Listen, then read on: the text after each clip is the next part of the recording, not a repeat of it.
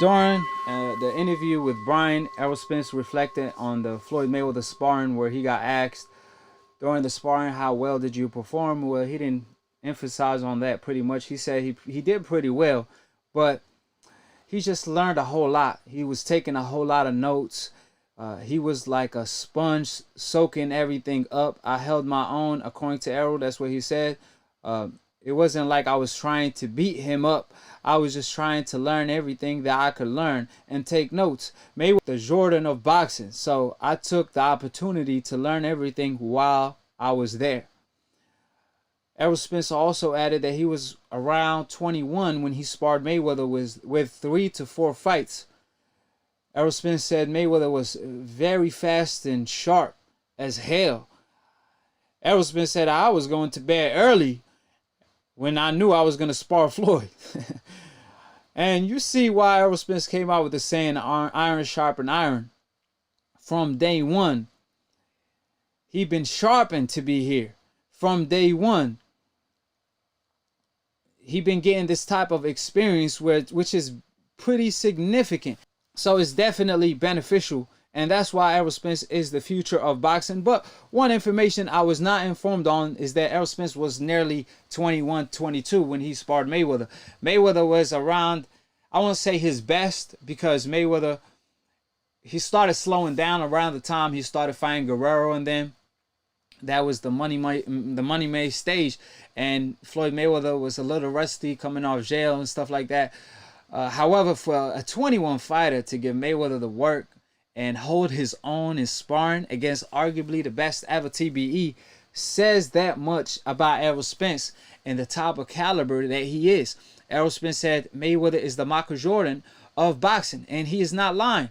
See, a lot of people made so many videos when Errol Spence got asked the question, who would win a fight between you and Mayweather?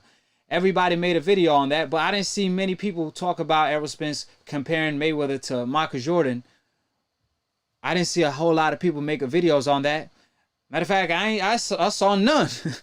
So when it's something bad everybody want to talk about, or not pretty much bad, however, when it's a conflict between two fighters, when a fighter is saying I could beat that guy, everybody's jumping on it. But when somebody paying homage to fighters that show him the way, they don't want to talk about it. They just want to ignore it. So obviously he is not capping when he made that statement. Floyd Mayweather is the Michael Jordan of boxing when it comes to his record, when it comes to his attributes, because Mayweather attributes are through the roof. It ain't no secret.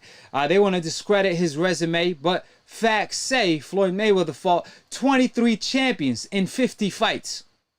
See, for example, fighters like even Chavez Jr., Chavez Sr., a lot of great fighters in the past. Canelo Alvarez today, for example, he have more than 50 fights, right? But how many champions have he fought? Is it 23? Mayweather fought 50 times. And out of them 50 times, he fought 23 champions. 16 were consistent back-to-back champions he fought. But they want to discredit Mayweather's resume. They want to act like it's not that impressive to be undefeated. According to old media and Larry and Jim Lampley, excuse me, all these decaf wizards like Max Kellerman and them. But what they wouldn't tell you is that they removed the loss from Lomachenko's record when he was 9-1, when he was 13-1. However, it's not impressive to be undefeated for 2 decades, but y'all removing losses of the fighter y'all like when he got taken to the Mexican university. On the other hand, Mayweather had only like 2 close fights in his career, and he ran it back right away. So like I said, they never pay homage, and it comes down to many things. It comes down to many things. It comes down to, you know, the hopeless versus the coincidentalist. Coincidentalist is not just in the sport of boxing. It's nearly in every sport, but it's more so in the sport of boxing because it's more emotional in the sport of boxing. The pride is on the line. The country is on the line. Your people is on the line. So when these fighters on the coincidentalist stay kicking ass from day one.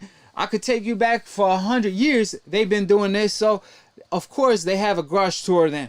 Split Decision episode 39 is over with. Subscribe below if you're trying to get smarter by the minute. If you're trying to get dumber by the second, don't listen to these decaps, aka dumb casual ass fans / old media that don't know ish about boxing. Like I said, all these decaps wizards, and all these emotional fans, what matters is what counts, and what Akhi says is the truth. So that's what counts and matters at the end of the day, or at least the night. So when the truth is spoken, the other side is nothing but a lie. Split decision. There's two sides to every story.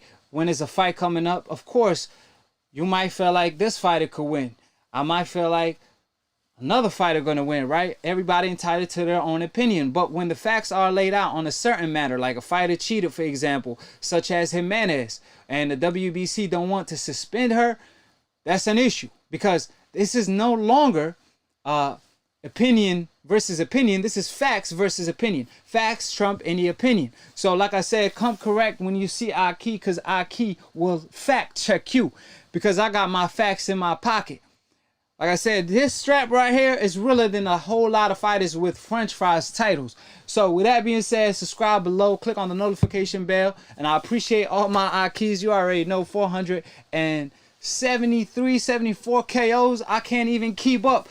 Keep me up with my record, because you already know I'm bodying decaps. KO. I know it's split decision, but I'm straight up knocking these decaps out. And they call me the problem, but you could call me the can man. I still want all the smoke. Africans, and I still Americans, can't get none. Dominicans, Mexicans, anybody can. You don't know shit. Y'all just don't. Like, y'all really don't. You better not duck me, quit son. Ducking. You better not duck me, son. All these decafs. Tell me, why you haven't been calling in? How did I do all these decafs? Let the public know. Hey, you've been knocking them out, Akhi, but you didn't knock me out. Come on. Oh, so you an exception? Come on, T-Tone. You been a no-show. Hey, You've been a no-show. I'm not lying. Yeah, I mean, you capping. If I'm being politically correct, I don't want to call you a liar, but if you say you the truth, you got to speak some facts. That's all I'm saying. But T-Tone, you know we miss you out here. Why you haven't called in? Why you been a no-show? That's what we want to know. The other times I seen you, you know there was nothing to argue about. Man, and, really? So you ain't been disagreeing with anything I've been saying? Hey, about Canelo, yeah, and about Chavez, hell yeah. That's what I'm saying. With you. That's what I'm saying.